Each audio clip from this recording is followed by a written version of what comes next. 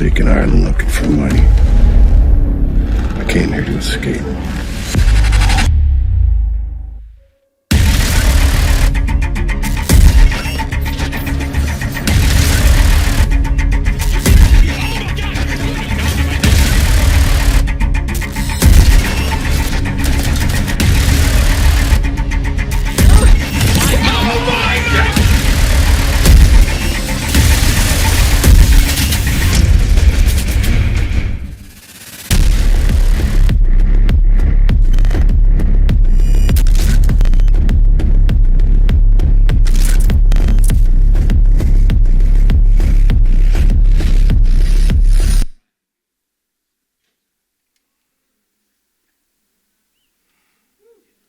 All right.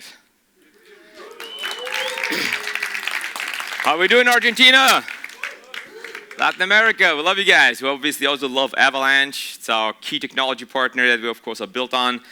Avalanche, please don't take it personal that we just hijacked 85% of your transaction volume. We're going to just keep going on that. That's the big news this morning. We also matched base transaction volume. Most people know, of course, off the grid. For those that have been living on the rock and don't, ask your partner that sits next to you. They'll probably be able to tell you. So I will not get into the details of rehashing off the grid that you've already seen, most likely. What I will do is I'll dive a little bit into the history of off the grid and Gunzilla Games and how we came about, what it took to get to where we are right now, and what we're planning to do going forward. Off the grid specifically is 5 years in the making. We're at 360 full-time employees currently. We have 3 incredible founders and co-founders, Vlad Korolev, Alexander Zoll, and award-nominated filmmaker Neil Blomkamp. 5 years to get just to the point that we're at right now. A lot of folks in Web3 say, well, you've reached the pinnacle of Web3 success, you're done. No, we're not. This is just the foundation that we are now using to compete against who our real competition is, which is Call of Duty Warzone, Apex Legends, Fortnite, PUBG, etc. To that end, of course, as most of you guys already know, we launched early access just 8 days ago and have already, as of this morning, over 7 million wallets on testnet, over 1 million streamed hours, and over 3,200 streamers, most of which are completely organic. So where do we go from here? Well, obviously, we have currently PlayStation 5 and PC. We are in the Insider program on Xbox, launching full early access on Xbox as well. We have, obviously, our Gunzilla chain that is fully built with our Gunzilla wallet, our blockchain scanner, our NFT marketplace, our minting and validation engine, OTG Companion app, OTG Companion game. All of these things we will offer as a white-labeled solution to other AAA gaming studios to get their feet wet in Web3, to either take it to Web 2.1 with just in-game asset ownership, or take it to 2.5 with a wallet, etc., marketplace, or full-on Web3. That is the long-term plan that we have and that we're working on executing. Obviously, a lot of people are asking, when is the token going to launch? What are you guys doing? Why are you not capitalizing on all this hype that you're generating? Well, because it doesn't matter. That's why. That's really the real answer. What matters is the user experience. What matters is the gamer. What matters is to actually have product ready, tested, product market fit established, give users a great experience. Everything else comes after that. And that's exactly what we're focused on. So in the background, you can see some of our short films and a montage of the short films. That's going to be also a really big focus of ours to continue showing people what the lore is behind Teardrop Island and getting into the details of that. And over the course of the last couple of years, under Neil Blomkamp's absolutely genius kind of guidance, this whole massive universe is getting shaped that is giving people this incredible experience of not just playing a shooting game, but to really immerse themselves into Teardrop Island and the lore behind it. We, as some of you know, we have a space elevator, there's a space station, there's a whole rich history behind it, and every single blockchain-enabled component is part of the lore as well. So when a user finds, quote-unquote, a loot box, which we call a hex, they need to bring that to an extraction point. defend the extraction point, and then obviously they own that in-game asset after the gaming session. Now on the back end, there's validators that mint the in-game asset, that validate the transaction. But those validators, some of them are featured in the video here, here's a hex actually on the table, they are math geniuses residing in the space station. It's all part of the story. And that is how one gets, mainstream adoption, which of course is our primary focus. So having said all of that, where does that leave us, right? We have all these incredible features that are coming. You obviously all know that we had a Ninja skin that we dropped this month in collaboration with Ninja. Everybody's saying, oh, next month you'll probably drop Shroud or Tim the Tatman, etc. The answer is no, just to get that out of the way. But something absolutely incredible is dropping. So I highly recommend you guys check out, PlayStation and or PC, or if we have Xbox at that time, your account, and check out the skin that's dropping. It's going to be absolutely incredible. Probably set Twitter on fire. So what I want to do now is I want to roll the third clip that shows a little bit of how the system and the blockchain components integrate with our game. So if you guys could roll clip number 3.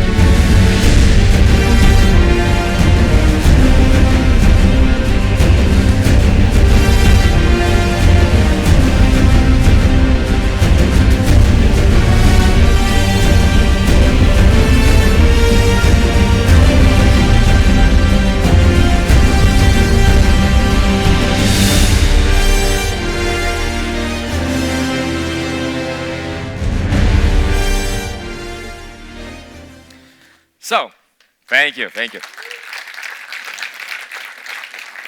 So when we talk about Main Street gaming adoption and what it takes to achieve Main Street gaming adoption, this is what it takes: a full and seamless integration of all of the blockchain components into a cohesive and user-friendly user experience.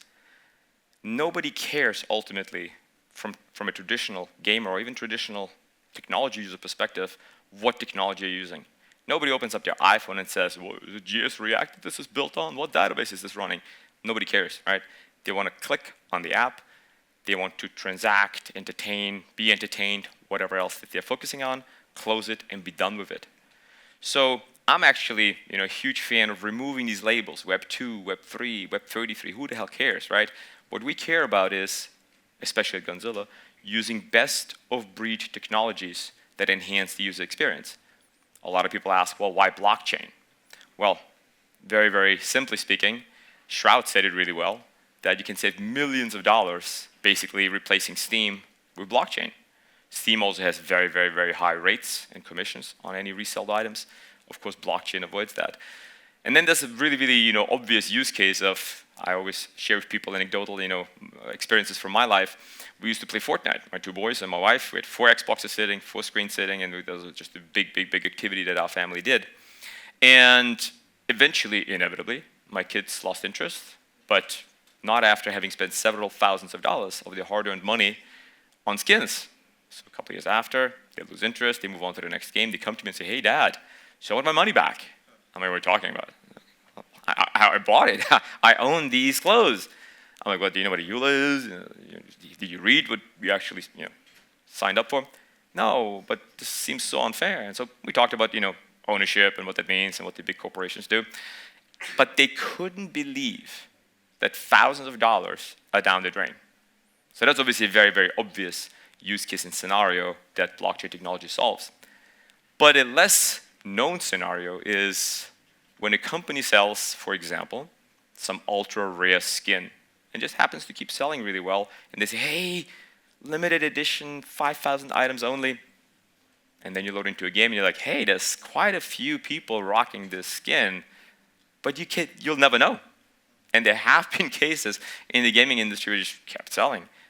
Blockchain, of course, eliminates that issue as well, right? You can see everything on chain, and if somebody says there's only 5,000, you can prove that, and people can verify that.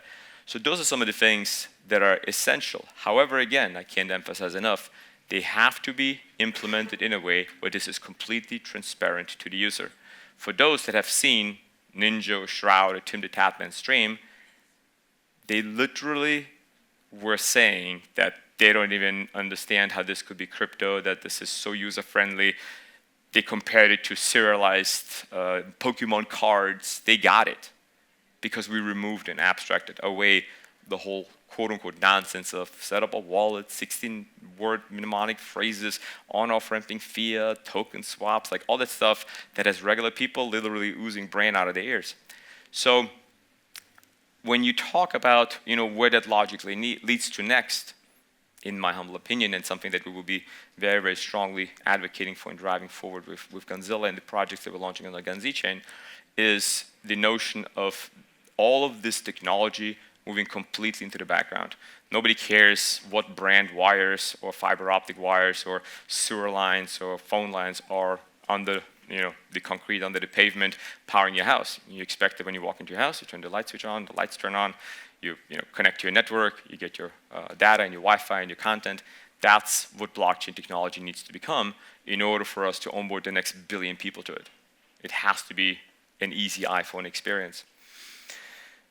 We will be doing, after probably the main net launch and after the main game launch, a yearly startup competition with Gunzi, where we will be selecting the best of the best games to invite them onto our blockchain, to white label our tools, to white label our sustainable economy, and to continue expanding the Gunzi ecosystem with all the tools that we've already developed.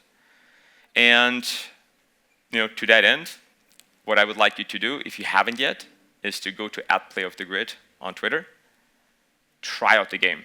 So many people say, hey, yeah, no, it's kind of cool, and you paid all these great streamers, and you have all these transactions, but it's just a Web3 game.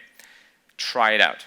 There's nothing like this out there, and not just in Web3, but we are building what we call the Battle Royale 2.0 experience.